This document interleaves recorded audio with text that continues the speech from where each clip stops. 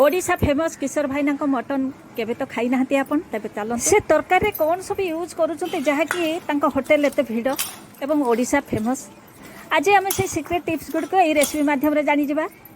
Skip न curry recipe को शेष पर्यंत 100 ग्राम मटन रे सोरिष तेल हलदी को देई भलो भाबरे म गळेकी ताकि समय रखि देउची। एठे तेल नै बड़ साइज आलू काटी नै हलदी तेल रे ताकु म फ्राई करनेबी। स्किप करी करी जदि आपण रेसिपी को देखि थाते ताले आपण मिस करिवे मो जो सिक्रेट टिप्स गुडी को सखी देबी। एबे हमें आलू को किछि समय सिझबा पई छाड़ दबा। एबे हमर आलू गुडी फ्राई हो जाइछि सिझी भी जाइछि। एबे कवर खोली चेक करिबा आलू गुडी तो हमर सिझी कि नै परफेक्ट बनि जाइछि। एबे ताको हमें गोटे जगह काढी रखिबा। से तेल रे एठी मो सोरिष तेल को व्यवहार करछि।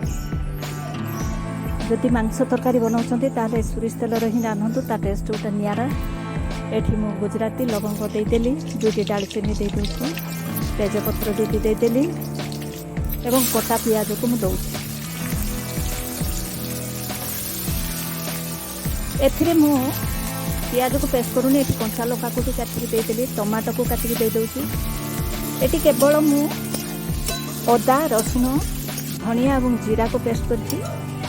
पेस्ट को एबे मुझे ऐड कर देली। एबे मसला को भलो भाव रे एमती फ्राई करनबा।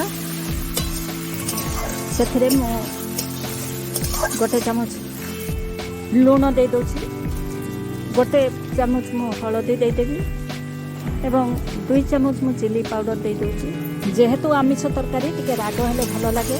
जदि आपण राग चाहू ना ताले ताको मथे स्किप कर परिबे। एबे मसला को ये में फ्राई करने भी।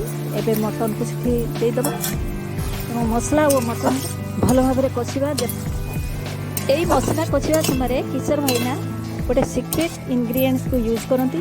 गोटे चामच चीनी एवं गोटे चामच गोलमरिच गुंड दउछि।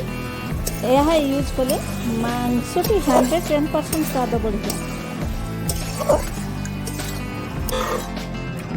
आपन थोड़े ट्राई करूँ। आपन तो नॉर्मली एमती बनाऊे आपन ए टिप्स को व्यवहार करी आपन थोड़े ट्राई करूँ एवं कमेंट करी जनइबे रेसिपी आपन को ठीक ठाक लागला कि नहीं। एबे आमे सेथरे पानी दे दबा।